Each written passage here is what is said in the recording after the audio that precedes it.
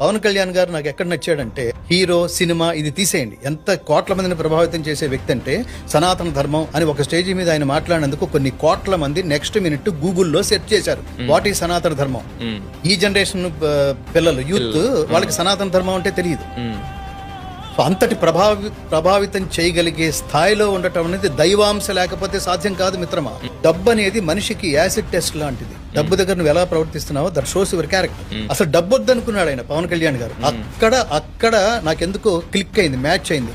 ఏంటిది 100 కోట్లు 1000 కోట్లు సంపాదించగలిగే పరిస్థితి ఉండి నాకు వద్దనుకుంటున్నాడు ఏంటి, నాకు ప్రజాసేవ అనుకుంటున్నాడు ఏంటి.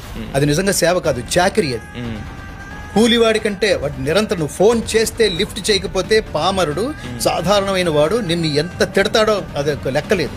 అంతటి సేవ చేయాలి, ఒళ్ళు దగ్గర పెట్టుకుని సేవ చేయాలి. మన ఆరోగ్యంతో మనకు సంబంధం లేదు, ఇవాళ నాకు ఒంట్లో బాగుండలేదు కాబట్టి రాలేను అంటానికి వీల్లేదు. అన్నిటిని త్యాగం చేసి అక్కడికి రావాలి. అన్ని సినిమాలు వదులుకొని అంత ప్రయాణం వదులుకొని అక్కడ దాకా రావడం అంటే చిన్న విషయం కాదు మిత్రమా. నాకు ఈ పిచ్చే ఉంది. పిచ్చ అంటే తపస్సు. పిచ్చ అంటే అదేదో నెగిటివ్ వర్డ్ కాదు. ఈ పిచ్చ పవన్ కళ్యాణ్ గారికి కూడా ఉంది. సో అందుకని పవన్ కళ్యాణ్ గారికి కనెక్ట్ కావడం జరిగింది.